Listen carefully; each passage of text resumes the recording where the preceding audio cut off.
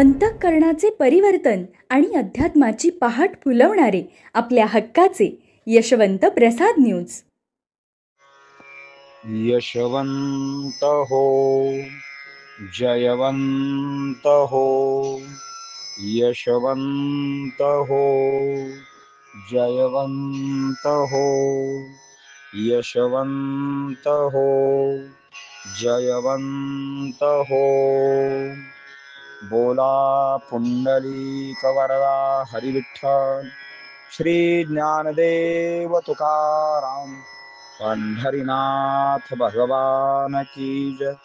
परमहंस सद्गुरु श्री यशवंत बाबा महाराज की जय.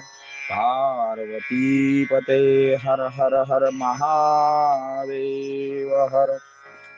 सज्जन हो, आज 17 मार्च. आजच्या साठी श्री महाराजांचे सुवचन म्हणजे मी तुमच्यातील विद्या ओळखून बोलतो. ओम परमहंस सद्गुरु श्री यशवंत बाबा महाराज यांच्याकडे येणाऱ्या भक्तांच्या पैकी प्रत्येकाची तऱ्हा वेगळी असायची.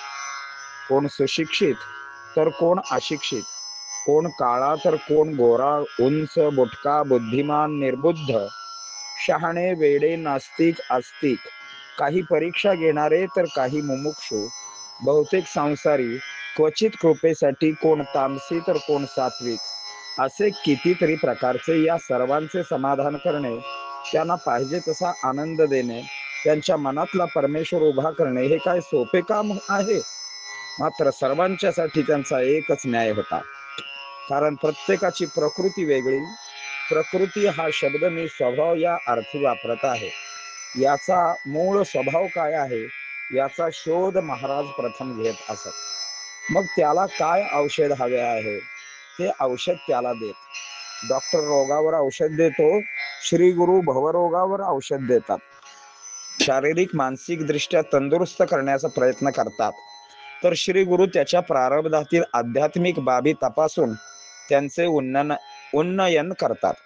आजार बरा करणे, दुःखमुक्त करणे, भयमुक्त करणे, जन्म मरण भयमुक्त करणे, हव्या त्या विद्या देणे, शेवटी नाव पहिलं तिराला नेणे, अशी व इतर कामे सद्गुरूंच्या ठायी चालतात. MD MS हे डॉक्टर औषध देणे व चिरफाड करणे यात पारंगत असतात. त्यांना रुग्णाची नाडी बरोबर गवसते, त्यांचे निदान बरोबर येते, त्यामुळे दिलेली औषधे बऱ्यापैकी गुण देऊन जातात. अगदीच नाईलाज असेल तर फाडाफाडी करावी लागते. हे व्यवहारातील काम आध्यात्मिक दृष्ट्या श्री गुरूंच्या माळावर कायम चालायचे. लाकडाचे ओंडके कापणे, झाडाच्या मुळ्या ढाळ्या कापणे, वाळू चाळणे, वस्त्राची घडी घालणे, चिंध्या बांधून ठेवणे, बांधणे, खणणे, ताली घालणे, खांब उभे करणे, छत्री उघडणे, दगड हलविणे, पोते उसविणे, नजरेने पाहणे, कलिंगड कापणे, या प्रत्येक कृतीमध्ये एका भक्ताचे किंवा असंख्यात भक्ताचे दुःख निर्धारण करण्याचे कार्य चालू असायचे.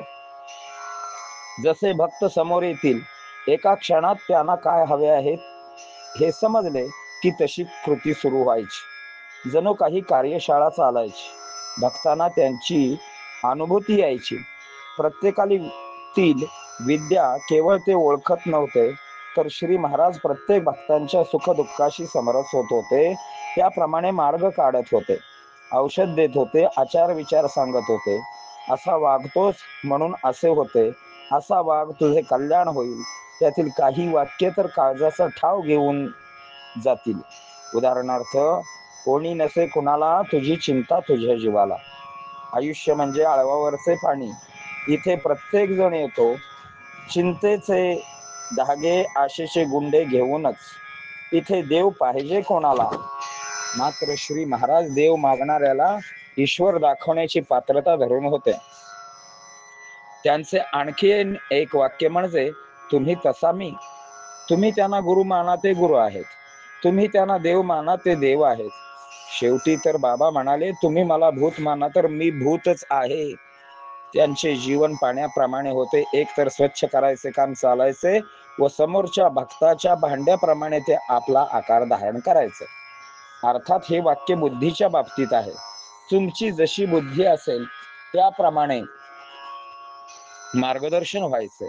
भक्तांच्या भविष्याचा वेध घेणे, भक्तांचे गुण अवलोकन करणे, त्यांच्या दुःखावर मात करणे, प्रत्येकाला आचार विचार सांगणे, हे काम अखंड चालू असायचे. त्यांच्याकडे ज्ञान तसा मान हे असायचाच. बहुतेक जण ब्राह्मण समाज म्हटले की नाके मोरडतात, मात्र श्री महाराज येणाऱ्या ब्राह्मणाचा कायम आदर करायचे. वाईट गोष्टी सोडून द्या, पण ब्राह्मणांच्याकडे बुद्धी कमावण्याचे जे कार्य आहे त्याचा आदर्श अवश्य घ्या, असे ते आवर्जून सांगायचे. कोणाला म्हणायचे भंजून खाल्ले तर तू कंपाऊंडरचा डॉक्टर होशील, तर कोणाला म्हणायचे बुद्धी न्यारी तर काम काय करी. कधी जीवाच्या कळवळ्याने बोलणे व्हायचे, तुला जगाचे ज्ञान कधी होणार. या प्रत्येक गोष्टीतून श्री महाराजांची परोपकार रूपी बुद्धीच दिसून येते. हे जग सुखी व्हावे म्हणून त्यांनी आयुष्यातील प्रत्येक श्वास खर्च केला. जगाचे कार्य वेगाने होण्यासाठी देह आडवा येतो आहे म्हटल्यानंतर देह धारण त्याग केला व भक्तांचे कार्य ते 110 पटीने करू लागले. झीज केशरी तयाची तप्त जीवा लाभी उठी, असे त्यांचे जीवन होते. भक्तांच्या जीवनामध्ये संक्रमण व्हावे म्हणून सांगून बघायचे, शिक्षा करून बघायचे, पुन्हा पुन्हा प्रयत्न करायचे. मात्र काही भक्त उंबरामधील किडे मखवडे उंबरी करती चाळा, असा त्यांचा चाळा कायम चालू राहायचा. श्री महाराज ही रागावल्याचे नाटक करायचे, पुन्हा आईच्या प्रेमाने जवळ घेऊन बसवून सांगायचे. मात्र सुधारणा होत नाही म्हटल्यावर अक्षरशः महाराज भक्तांसाठी रडायचे.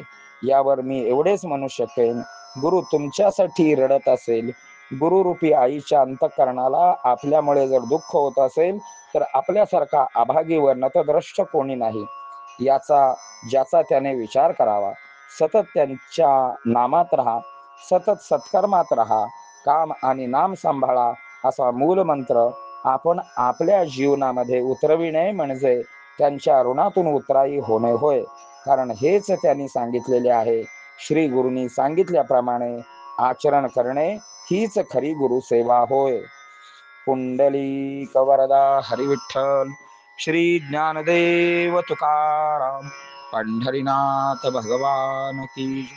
परमहंस सद्गुरु श्री यशवंत बाबा महाराज की. पार्वती पते हर हर हर महादेव. सद्गुरु यशवंत बाबा महाराज की जय.